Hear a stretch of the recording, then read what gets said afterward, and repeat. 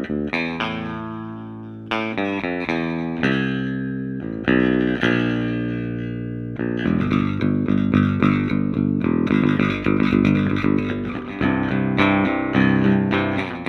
everyone, this is Tom from Dirk Witte Music Store in Utrecht, the Netherlands.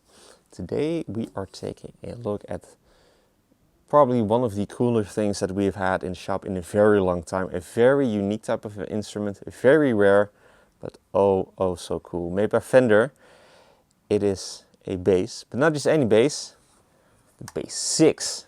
We are taking a look at an original vintage 1964 Fender Bass 6. So not a reissue, not from the custom shop. We actually had that a couple of years ago, but this is the real deal. So actually from 1964, so pre-CBS L series Fender electric instrument, and it is a Bass 6, which is a very unique type of an instrument. You don't see that all too often, and it was quite quirky for that time, and it even still is, because it is really not your typical bass, as you can probably already tell. It is a 6-string bass guitar, but at the same time it is really nothing like a P bass or a jazz bass. It actually resembles a guitar in a lot of ways, but it is definitely not a guitar. So it's not quite a bass, it's not quite a guitar. It's also not a baritone guitar, because it is tuned E to E. So it's really kind of like its own thing. So this model made by Fender was first introduced in 1961. It is it was kind of like a thing for like guitar manufacturers to make these types of instruments back in those days, in the early 1960s. So Fender wasn't the first to do this. It was actually Dan Electro that first introduced a 6-string bass guitar in their lineup in the 1950s. And then Fender also kind of like made their own version of it, but then kind of like based on their Jaguar guitar, even though the Jaguar was introduced a year later in 1962. But yeah, it is, just look at it, like it is really its own unique thing. So yeah, let's then just go over the specs and why this thing is just oh so unique and therefore oh so cool. So we've got an outer body, so that is quite Fender style. It is an offset body, so meaning that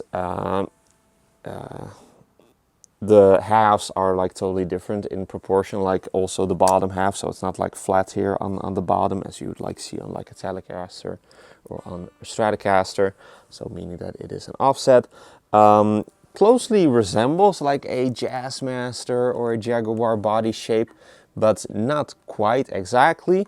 Like for example, this horn is a little bit longer. I feel like that the body is also just a little bit larger in general, like overall the dimensions, but it is also then in this really gorgeous original sunburst finish, 3-tone sunburst finish, and also in just a really clean shape for its age.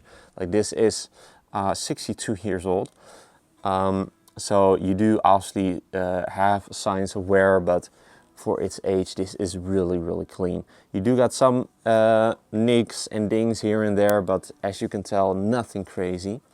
Also got that really gorgeous finish checking all over. So the nitro clear coat has cracked really nicely, but hasn't been like flaking off or has been played off, anything like that. And got some buckle warming, but also quite hard to see in normal lighting. And then moving on to the electronics, to the hardware, the pickups. We've got 3 pickups. So these are also very, actually I think that they are pretty much the same as the Jaguar pickups from those days. So they are obviously single coil pickups. They have these teeth, this teeth enclosure, or what you want to call it, surrounding it, which you also find on the Jaguar. And they really have their own thing going on. Like they sound pretty ploinky in a way, like pretty dunk, if that makes sense.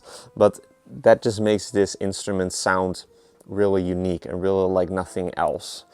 made by Fender, or even like any other bass guitar, even with 6 strings from those days. So you've got 3 of them, and you control those with this panel over here. So you've got 4 switches. Again, quite closely resembles that of the Jaguar. So these 3 switches are on-off switches for your pickups. So yeah, this one is for your bottom pickup, for your bridge pickup, and then for your middle, and then for your neck pickup. And this 4th switch right here is a strangle switch. And what that then does is that this is kind of like a low pass filter, I think, or a high pass filter. Either way, it makes it sound brighter. It's called like a strangle switch because it's, yeah, does add quite some brightness to your tone, but only makes it the more cool when it comes to the tones, and when it comes to what kind of tones that you can make with this very cool instrument. These 2 knobs right here are pretty simple, just volume and tone control. So master, volume, master, tone control. I will check over here on the front. Then we also then got a Jaguar style bridge, or a Jazzmaster style bridge, and you've then got a vibrato or a tremolo system, also pretty much the same as you'd find on the Jaguar and on the Jazzmaster. Even has the same style of arm that goes in there, which by the way is also included in case. And you've then got this really quite large bridge cover for over your bridge. This bridge is quite bulky compared to like that of the Jaguar and of the Jazzmaster, because you've got these very thick strings that you would not put on a Jazzmaster, so it needs a little bit more of mass. But what's also really cool is that you've got a mute, which you also find on the Jaguar a year later in 1962 when that model was introduced. So that is a very simple system that you just push down right here, and then it lifts this piece of foam right here to then mute the strings so that you can get a muted sound and muted tones. This foam is completely useless. This is rock hard, so yeah, it doesn't do its job very well, but it is the original foam, so it just has hardened again to like a rock type of a hardness over the year. So if you want to use that, you can just replace that just fine. I think that you just then like scrape this off and just glue a new little piece of foam on there. So yeah, easy enough. But yeah, really cool to then have that included. Moving on to the neck, that is a maple neck with a rosewood fingerboard with your clay dot inlays, which also very much 1964 style for Fender, the clay dot inlays. And the rosewood is then also a laminated board. So it is not the slab rosewood board that you find in the late 1950s and the early 1960s, but it is a laminated board. The frets are also original, what appears to be. They could use a little bit of polishing because they are a little bit dusty, if you will, but they are just completely fine. And then the nut as well, that is also original and just completely fine, guessing that this is made out of bone. It is also, by the way, a 30-inch scale length, so it is not quite as long as a jazz bass or a P bass, because those would be 34 inches from the top of my head, and this is then 30 inches, whereas a Stratocaster is like 25.5, or just most Telecaster guitars, unless they are short scale. So again, it's kind of like in between, you know, like the Bass 6 is kind of like in between a guitar and a bass guitar. Headstock also looking really, really clean and very nice with your original Fender 6 decal. So I think that that's actually even like the original correct name. Like it's called the Fender 6, but people call it the Bass 6. So yeah, again, looking really, really nice. Tuners as well also appear to be original, the vintage style tuners there. Looking really nice and also working really well. And then last thing to mention, it also comes with its, let's see, with the original case. So that is even more cool. Obviously a little bit larger than like a guitar case, but I think still not as large as a bass case because it is not as long. So I'm guessing that those are also not quite easy to find.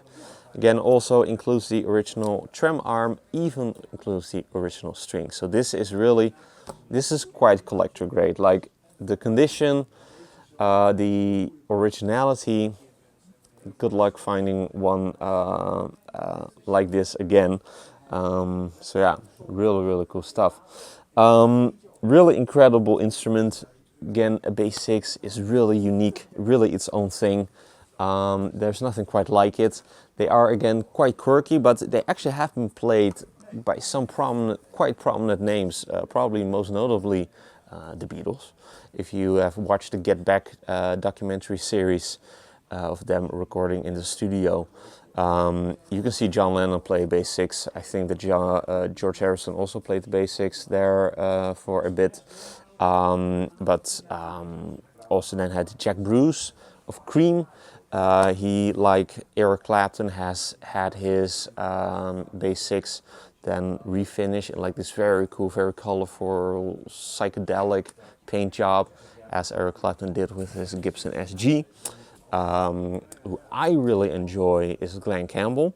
You can also see him playing a bass 6 in quite some footage on the internet, on YouTube, of him playing like Wichita Lineman live on like a television show or something like that.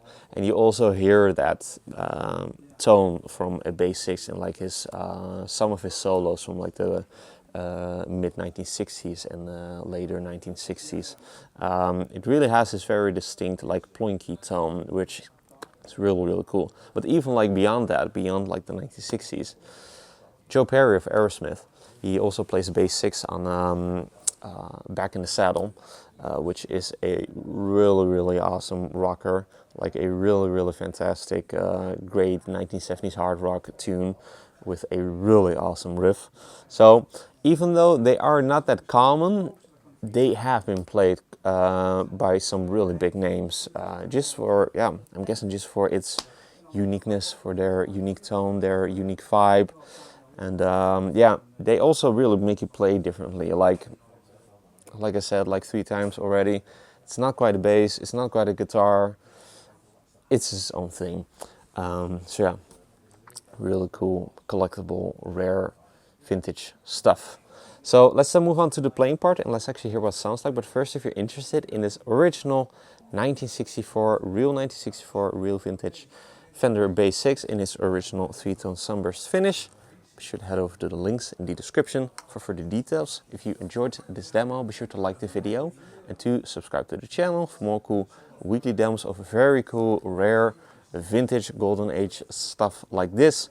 Cool other electric guitars, acoustic guitars, bass guitars even, all of that really cool stuff. Also be sure to like us and follow us on our socials, Instagram and Facebook. Links are also in the description. With all that being said, let's hear what this incredibly cool vintage 1964 Fender Bass 6 sounds like. Going to be playing it through this late 1970s Fender Pro Reverb. Just going to take you through the paces. There are quite some tones in there, so I'm going to do my best to let you hear as much as possible of like what this thing is capable of, this really awesome vintage quirky Fender electric instrument. So let's move on to that part and let's then take this incredibly cool real 1964 collectible Bass 6 for a spin.